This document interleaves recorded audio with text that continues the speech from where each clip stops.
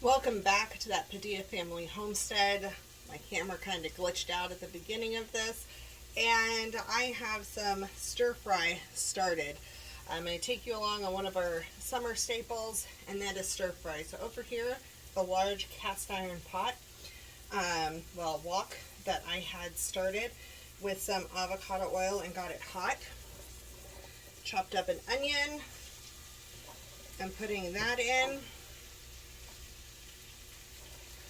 Stir fry is one of our staples. We have this all throughout the summer and sometimes the fall. Basically, I've made a video about garden soup before, garden pot soup, and it's all the veggies you have in the fridge. And I want to be able to use them up in a healthy meal, but also not always have soup. So this is the non-soup option.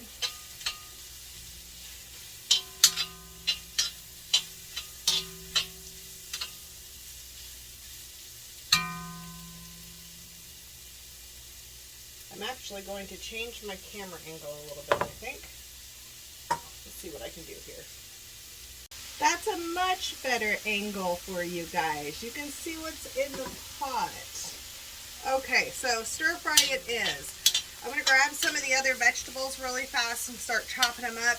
I pretty much start everything in the layers of what is going to take the longest to cook. So onions I really want to have cooked down. I don't want them raw at all in my stir fry. So I start those first, and then I start layering everything else. And you can kind of put whatever vegetables you have on hand in here. And so I'm going to go through the fridge, grab what we have, and get it ready to go in. So I got a little bit of everything going in this stir fry. Some are leftovers of vegetables, others are the remainder that I actually need to just use up. I'm going to set those there for a minute just because I need them out of the way. Okay, so first things first, my beet. I'm going to use half of this today. So I'll use half of this beet today and half of it tomorrow.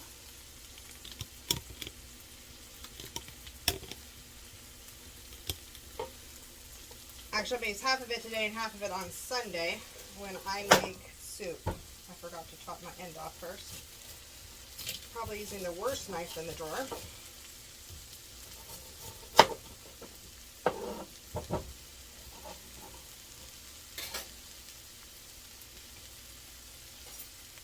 Switch my knife out. There we go.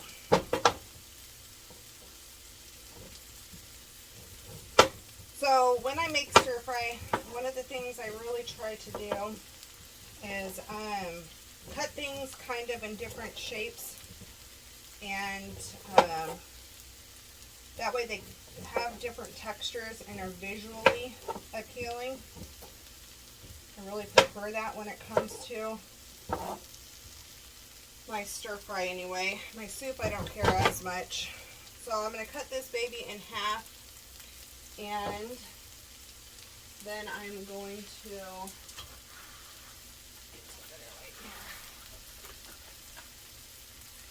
so I'll cut that in half, and I'm going to save half for tomorrow or Sunday,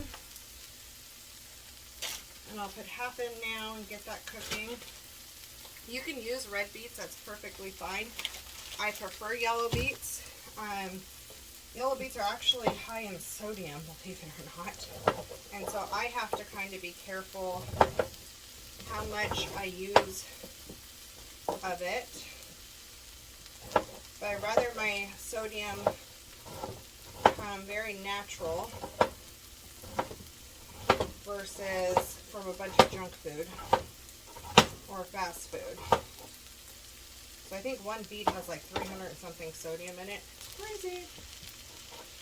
But they add a beautiful pop of color, and these actually have a great sweetness to them. I absolutely love these.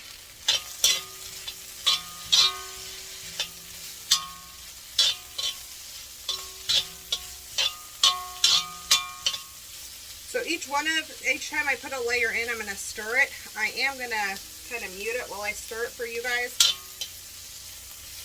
because I don't want you to have to hear all that scraping. It's great when you use wood in here, but I don't have my wood right here. Oh wait, no I don't.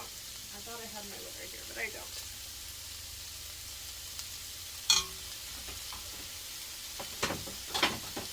I do.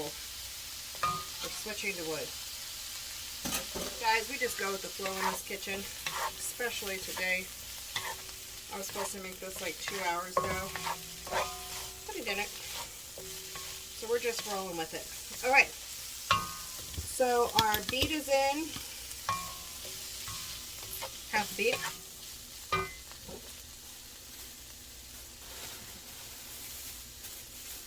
I'm going to put both of these turnips in because they're little.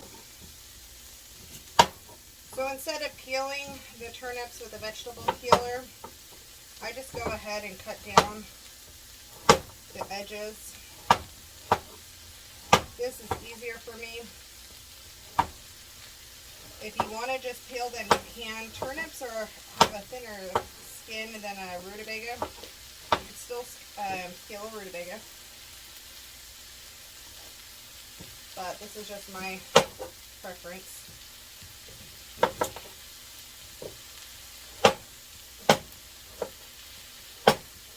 So what I love about stir fry is how customizable it is. My stir fries are never the same twice.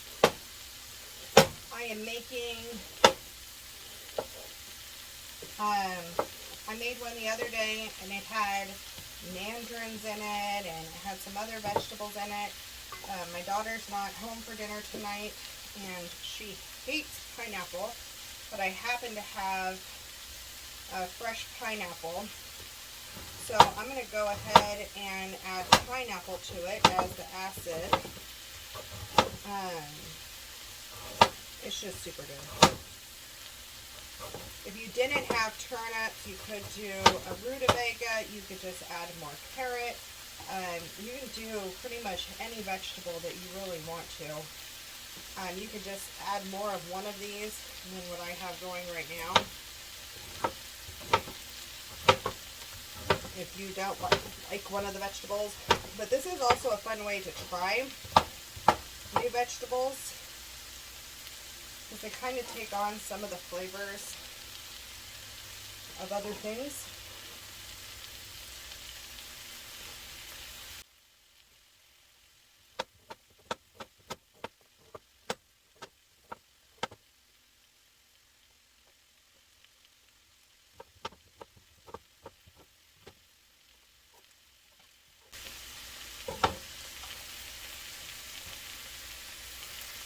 So we'll stir this layer in.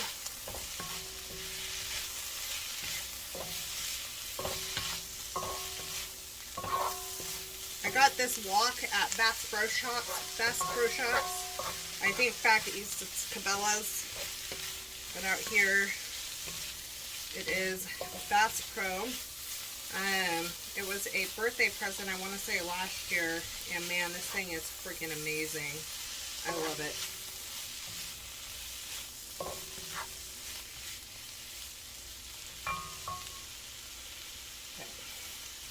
Okay, the next item is actually going to be the Brussels sprouts.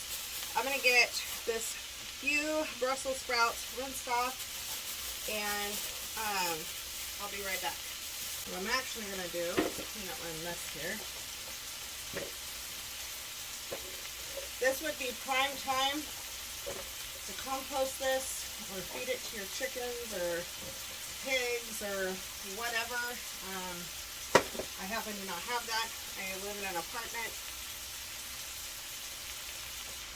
I live in an apartment in Northern California, and I don't have that option right now. So my biggest thing is using it up and doing what I can. So basically what I do for a Brussels sprout, if you're not familiar with Brussels sprouts, they kind of remind me a little cabbage heads. And so they come sometimes with a bigger stem. He's growing the armpit of a plant, basically, all up the stalk of it. But the outsides of them are usually a little bit older when you buy them in the grocery store. So I just trim off this end a little bit, and I peel off those outer layers, and then I cut it, depending on the size, in half or in quarters. And I'm just going to go ahead and do this one in half, and I pop it in. So cleaning these up goes pretty fast. This, surprisingly, is one of my daughter's favorite vegetables. So I try to add them to stir fry anytime I can.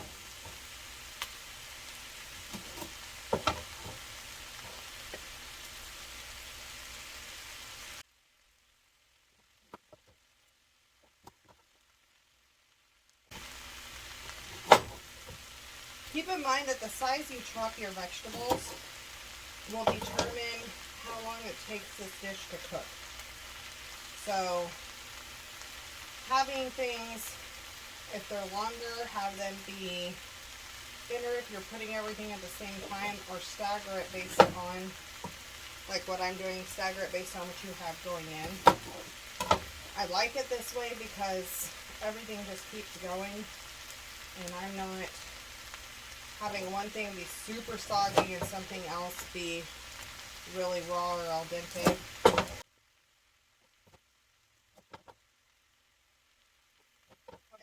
Next I'm going to do this bell pepper.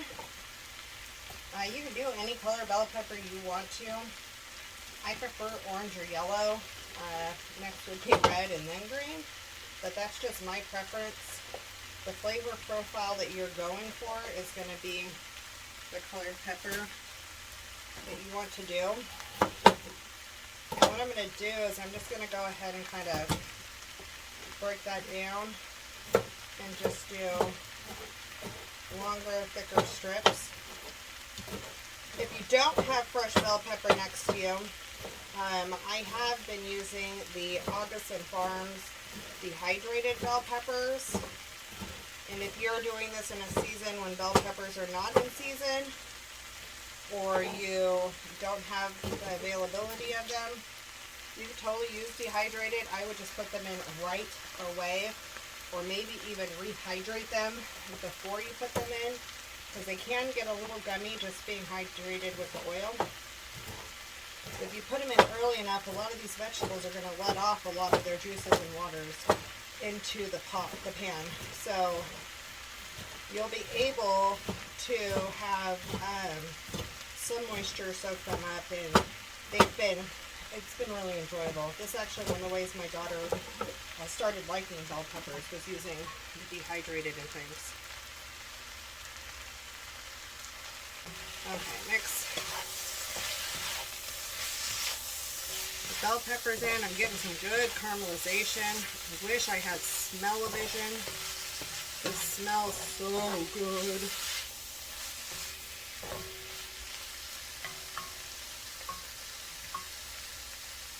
Okay, next thing up are radishes. I'll take some of these now and some for soup. That should be good.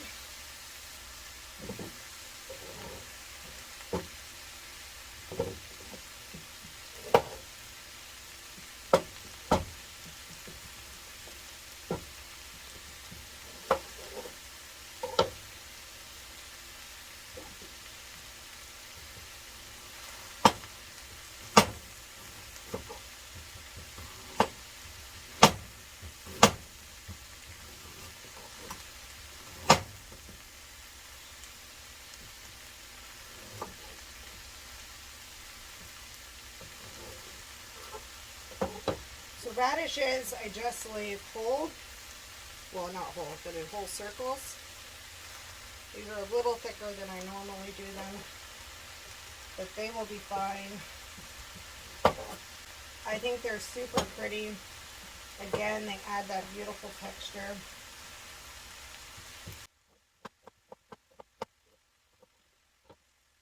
So if you do a yellow beet and you don't have it coated enough in oil, it will do a little bit of this browning or blackening or gray or whatever it is. So I like to try to keep those stirred up as much as possible. And what this is telling me though is I'm running out of oil in the pan. So I'm just going to add some more avocado oil in, because I still have lots more vegetables to go. I don't add in my flavoring agent yet. Man, if it was just me eating this, I would just eat this with a little bit of pepper. I think all these flavors are just amazing by themselves. However, I'm going to have you take this into another version of a regular stir fry that you will feel that craving for eating out or a Panda Express or anything else, but still have it be way healthier. It feels that guilty pleasure. So I'll finish these radishes up.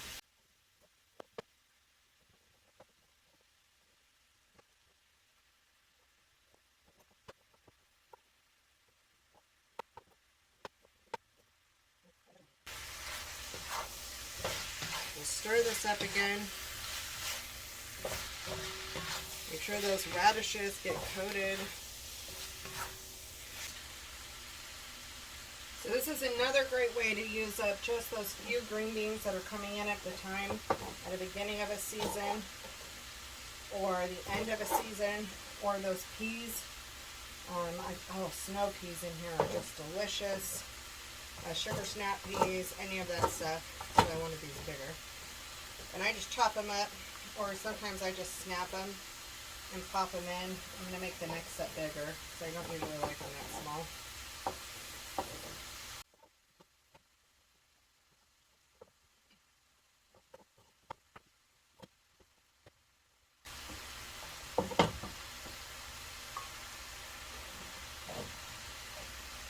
Alright, so mix those green beans in. These can be green beans from the freezer too. I've actually taken a bunch of these vegetables from the freezer before and it's been great. Next is a zucchini. Told you guys, it's whatever's in the garden.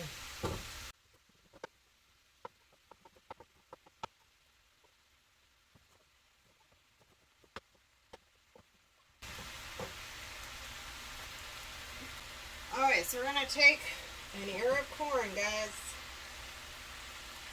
and pop it in there. I'm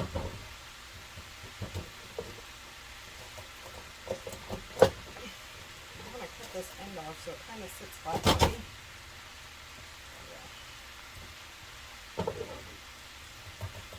This is not blanched. You could use blanched.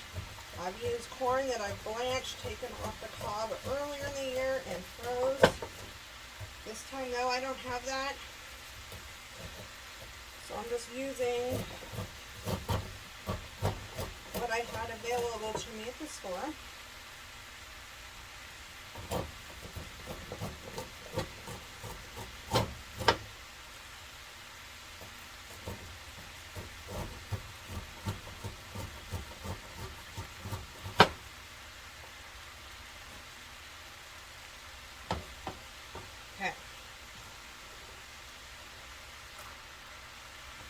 The corn in there.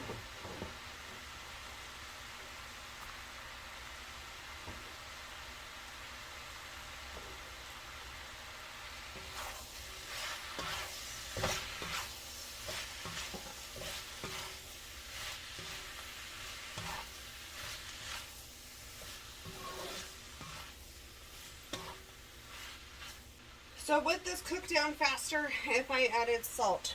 Probably. But I have to do low sodium. Unfortunately, this dish is already not low sodium. It is high sodium, just due to what I'm about to put, well, not high. It's lower than what you would normally do, but for what I'm trying to keep my sodium at, it's higher. So this is my main dish that I'm having sodium in today, actually. I think if I've done my calculations correctly, I only had like 250 50 milligrams of sodium today because I knew I was going to be having this. And between the beets, the carrots are like 70 something sodium per carrot. The onion has sodium. Everything has sodium. So I'm just going to peel this carrot into here. This is not a very straight carrot, so this probably wasn't the best one to do this with. But this is what I do for my carrots, which is why I add them at the end. I think it adds a very fun texture. It's visually appealing. And I choose my colored carrot based on what other vegetables I have in here. I only had 2 good purple ones left, so I'm adding this one yellow carrot. My daughter usually snacks on these, but I'll cut off the end of that and put it in.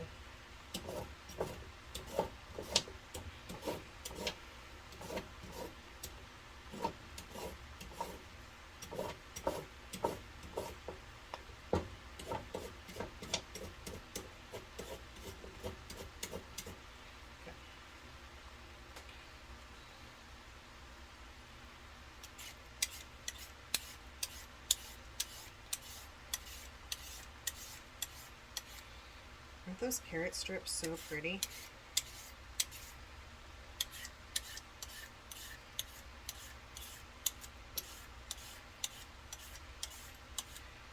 I end up with carrots all over my kitchen.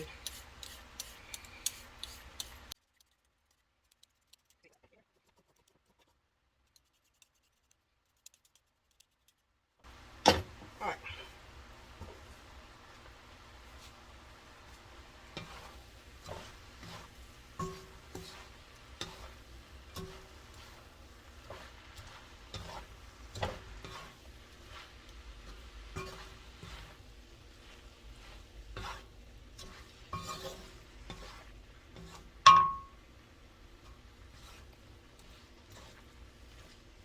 So pretty. I love it. So at this point I add one of 2 things. I either add a dark balsamic vinegar that has, it's garlic, roasted garlic and cilantro balsamic vinegar from a local place called High Hand Nursery. They have an olive oil company and balsamic, and we really like their balsamic. It's great for the glycemic index. It's great for the sodium. Not as great for the cast iron, but you have a bunch of oil in this, so it's going to help with that anyway, and you're adding it at the end. So you could use that. The other option, which is this is where the sodium is going to come in. I don't use teriyaki sauce, and I don't use soy sauce anymore. Most soy sauce has gluten in it, and teriyaki is made with soy sauce in it, and so most of that has gluten in it. You have to get gluten-free stuff, and then it's just not as great as stuff. So what we use are coconut aminos. Our local health food store had this particular brand, and I just add coconut aminos. It has less sodium than other stuff. It's healthier for you. It's organic coconut tree sap and sea salt. That's legit what's in this. Not a bunch of other ingredients, not a bunch of processed stuff. So how much you put in here is going to be up to you. When my daughter's home, I put more. When I'm home, I do less, but this is not coming out very fast. So this is going to be a huge pot, plus I have something else to add to this still. Actually, 2 more ingredients to add in here. 3 more ingredients. Oh, geez. 3 more ingredients to add in. So I'm going to get this in. This is going to serve a ton of people. So get that going. And that's where we get our flavor profile that is going to make it the guilty pleasure, but not be as guilty of a pleasure. Again, you could skip that part and just saute these down, and it's gorgeous and it's delicious. Adding that sauce now as it heats up, it is going to help break these vegetables down faster now. Everything did cool down though. The other thing I'm going to add right now, because it's here, is I add some pepper. I add pepper to almost everything actually. So I'm adding some pepper in.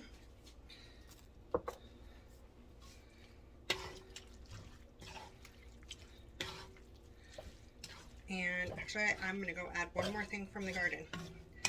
I will be right back. I'm going to let this cook for a second, and I'm going to go run to the garden, and I'll be back. Okay, so I'm back with my one thing from the garden. I don't have a lot of it right now, but I grabbed some basil. Fresh basil in this is delicious. So I just rinsed it up. I'm going to do a really quick light chop. Probably should have checked it better, but okay. Fresh basil in this is delicious. All right, so I'll mix that in. This is already starting to get really wilty now that we've added that sauce. We've been cooking a lot of the things for a little bit, but now the remainder is going to get it. We're going to add another ingredient. I always like to do some sort of a sweet but acidic item that gives a punch of flavor. This is where I said I've done mandarins in the past, which is delicious. I take mandarins and I freeze them, and then I can eat the little mandarin pieces whenever I want to, and they taste super good. I can't do a whole lot of citrus all at the same time, but I do really like frozen mandarins. I grab like 3 or 4 pieces. It is delicious. Or I can pop some into my stir fry, and it just gives this juicy pop. Today though, we're doing some fresh pineapple that I just cut up this morning, and I thought this would be an amazing addition. I'm just going to eat this one.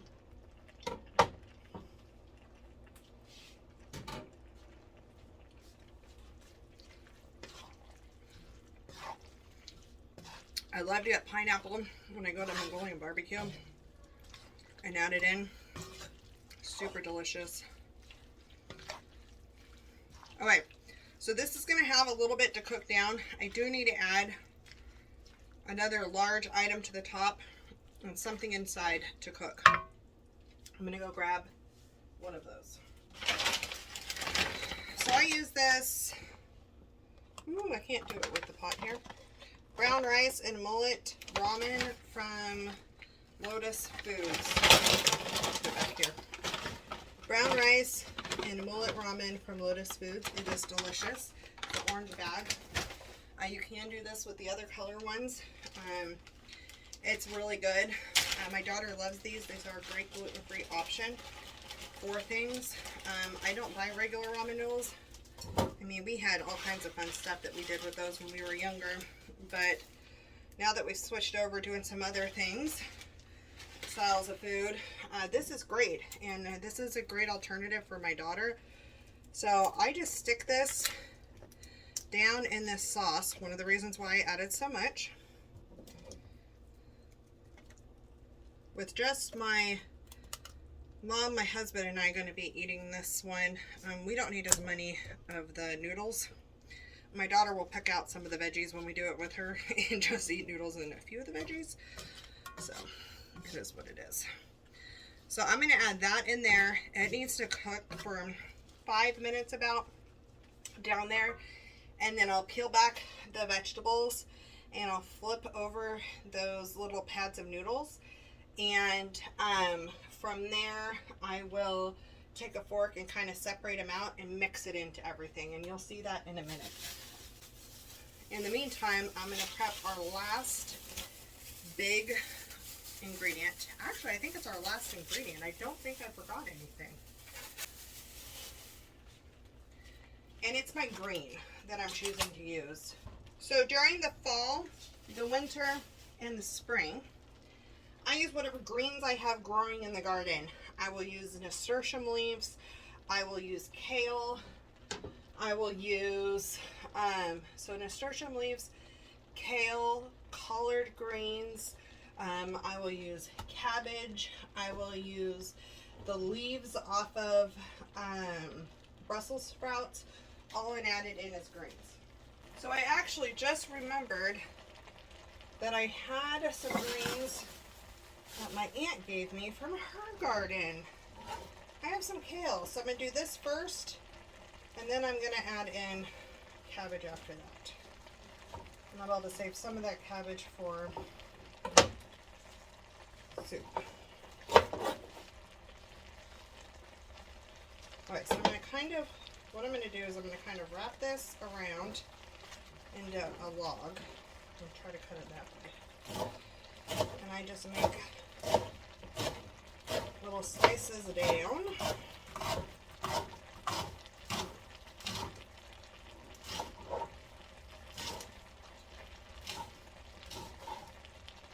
Okay, so this can go in there. Delicious looking kale. And then I will go ahead and use a little bit of this now. Anytime I can use homegrown over store-bought, I will.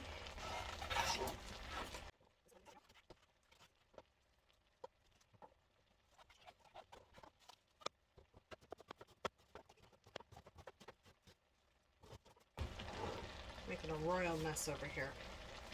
Let me actually pull this back. I'm going to check on these little pasta pads in here. And they are fully submerged. They're going to actually break up really easy, kind of all on their own. They're actually at that point where I could break them up. So I think I will. I just take a fork and I just kind of loosen them. Shake it around in there.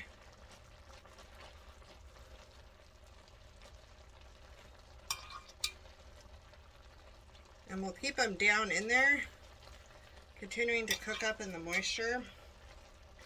But now we have a little bit of more freedom with this kale and the cabbage.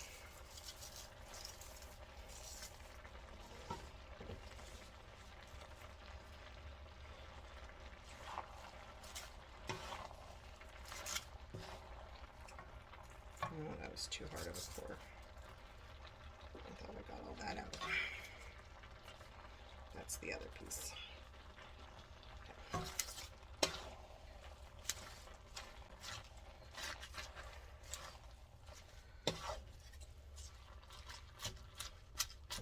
This cabbage head was still really, really tight. So this pot is really full, or this wok. But this cabbage and kale will wilt down.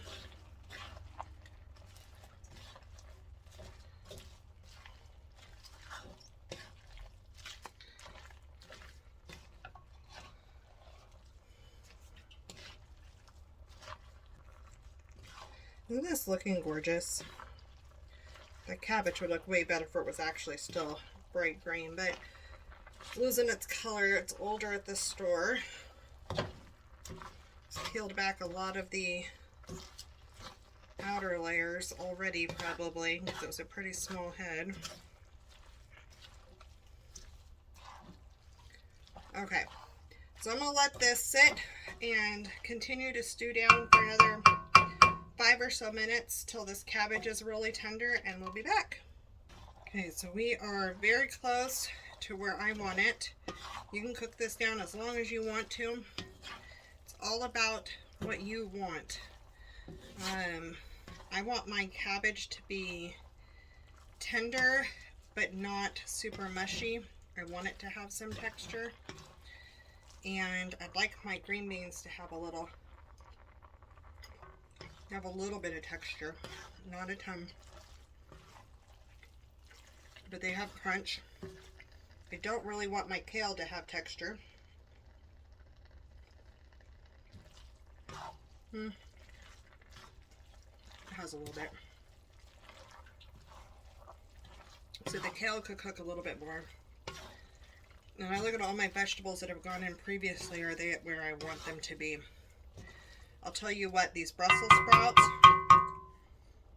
are like at that perfect tenderness. Right now, I just love these. They're going to be really hot though.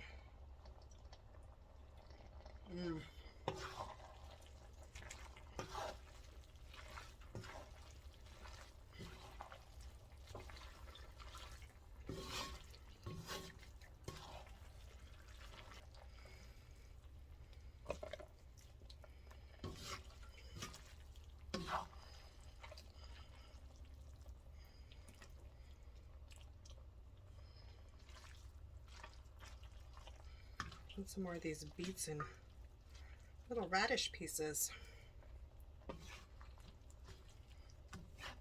Help if I do the right side of the spoon. All right. So that's what a plate looks like. I am a hot mess today. Actually, I should say my aunt doesn't like hot mess. Spicy disaster today. But man, the end of a long day. Does this look good? So this is one of our staples because we can change it all the time. It doesn't have to be the same. So if you don't like zucchini, don't put in zucchini. If you don't like ribboned carrots, chop them up.